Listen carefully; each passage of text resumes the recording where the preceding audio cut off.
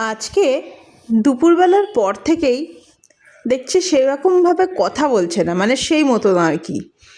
কোনো সময় পড়াতে যাওয়ার আগে বলে যে কখন পড়াতে যাচ্ছে বা কখন ফিরবে, বা মেয়ের সাথে একটু খেলা করে মেয়েকে আদর করেই ও পড়াতে যায়।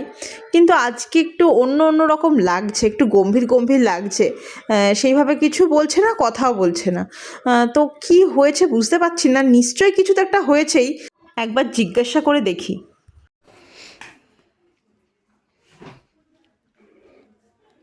কি ব্যাপার, আজকে একটু গম্ভীর গম্ভীর লাগছে কেন? কথা বলছো না? পড়াতে বেরোনোর সময় রোজ তো কথা বলে যাও, মানে বেরোচ্ছি বলে যাও, আজকে কিছু বলছো না? রেডি হয়ে নিচ্ছ তাড়াতাড়ি বেরোবে বলে? না, কি হয়েছে বলো? বলছি এমন কিছু না। আমাদের তো প্রফেশনাল প্রবলেমস থাকেই। বলছি বলছি কি হয়েছে বলো? হয়েছে বলতে এখন ব্যাপার হচ্ছে যে দেখো, আমরা তো বাড়ি গিয়ে গিয়ে পড়াই। এবার একবারে তো অনেক স্টুডেন্ট পড়ানো যায় না, হুম। বা প্রতি বছর সব স্টুডেন্ট সবাইকে পড়িয়ে ওঠা যায় না।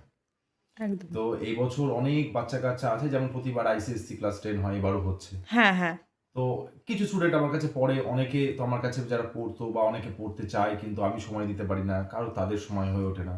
এরকম অনেক ছাত্রছাত্রী আছে যারা আমার কাছে পড়ে, বা তারা আমার কাছে পড়ে না কিন্তু যোগাযোগ রয়েছে। যোগাযোগ রয়েছে, সেটা তো আমি জানি, রাস্তাঘাটে বেরোলে তো দেখতেই তো পাই। স্বাভাবিকভাবে আমি দেখি ইংলিশ গ্রামারের উপর হুম, হুম। একই গদের ভুল, মানে একই ট্রেন্ডিং মিস্টেক বেশিরভাগ জন সবার। আচ্ছা, তা আমি স্বাভাবিকভাবে আমার একটি ছাত্রর খাতা চেক করছিলাম। আচ্ছা। তো করে স্বাভাবিকভাবে যে মানে আমি ভিডিও করব তা না, তাই একই ভুল, সামনেই পরীক্ষা সেটা ভেবে হুম, হুম। আমি তার খাতা দেখে চেক করে তার নাম বা স্কুলের নাম কোনো কিছু ডিসক্লোজ করিনি, মানে অর্থাৎ বলিনি। হুম, হুম। মানে জেনারেলি সেটা একটা ভিডিও করে আমি আমার স্টুডেন্টস যারা এই হেল্পগুলো আমার কাছে চাই, ধরো আমরা যারা বাড়ি গিয়ে আমরা তো বেশি স্টুডেন্ট পড়াতে পারি না, অল্প কিছু স্টুডেন্ট পড়াই, যার জন্য আমাদের চার্জেসটাও একটু হাই রাখতে হয়। হুম, হুম। এবার অনেকেই পড়তে পারে না, এবার যারা পড়তে পারছে না বা আমার কাছে পৌঁছতে পারছে না, হ্যাঁ, হ্যাঁ। তাদের জন্য বেসিক্যালি আমি একটা সাজেশন দিয়েছিলাম যে এইগুলো খেয়াল রাখবে, এই ভুলগুলো করো না। তাতে স্টুডেন্টের নাম বা স্কুলের নাম কিছু দেওয়া ছিল না। কিন্তু স্বাভাবিক ব্যাপার, সে তো আমার ছাত্র। আজকে তার বাবা ফোন করে আমাকে অবজেকশন জানায় যে না, আমাদের খুব খারাপ লাগছে, বা কেউ কমেন্ট করলে আমাদের খারাপ লাগছে, বা ছাত্রটির খারাপ লাগছে। এবং আমি জানি হয়তো সব টিচার হলে এটা ডিলিট করবে না ভিডিওটা, কিন্তু আমি আমার জায়গা থেকে আমি সেটা ফিল করেছি, এবং যে হয়তো তার খারাপ লাগতে পারে, যদিও বা আমি কিছু বলিনি তার নাম বা কোনো আইডেন্টিটি ডিসক্লোজ করা হয়নি। না, কিছু তো ডিসকাস করোনি, আমরা তো ভিডিওটা আমরা সবাই দেখেছি। হ্যাঁ, সবাই অ্যাপ্রিসিয়েট করেছে ভিডিওটা। ভিডিও দেখে আমার কিছু কলিগস তারাও ফোন করেছিল, বললো অভিষেক এই ভিডিওগুলো খুব দরকার, কারণ বাচ্চারা কি হয়, পর পর পর সিলেবাস কমপ্লিট করতে করতে কি হয়, এর বাইরেও যে সিলেবাসের বাইরে অনেক কিছু মাথায় রাখতে হয়, সেগুলো স্বাভাবিকভাবে টিচারদের সবসময় মাথায় থাকে না, আর ওরাও ভুলে যায়।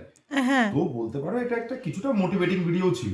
একদমই তাই। তো সেইভাবে পোস্ট করা, কিন্তু সেটা যে এরকম নেগেটিভলি ঘুরে আমার দিকে আসবে, সেটা আমি সত্যি বুঝতে পারিনি। তো যাই হোক, তা তিনি আমাকে ফোন করে বললেন যে অভিষেক তুমি ভিডিওটা ডিলিট করে দাও, আমাদের খারাপ লাগছে। ওই জন্য দেখলাম ডিলিট হয়ে হ্যাঁ, গেছে। তার জন্য আমি আর কথা বাড়ানো, জানোই আমি কোনোদিন কোনো মানুষের সাথে বেশি কথা বাড়াতেও পছন্দ করি না। আর আমি কোনো রকম মানে একটা আহ, একটু আনফ্রেন্ডলি সিচুয়েশন যদি হয়, মানে সেটা আমার পছন্দ নয়। তো আমি সেই জন্য আমি এটাকে ডিলিট করেই দিলাম। কিন্তু যাই হোক, এইটাই আমাদের যারা হোম টিউটর হিসেবে আমরা কাজ করি, এই জন্যেই আমি এই হোম টিউটরিং থেকে বেরিয়ে আসতে চাই, বা ধরো অনলাইন প্ল্যাটফর্মে আমি ধীরে ধীরে পড়ানোর জন্য চলে আসবো।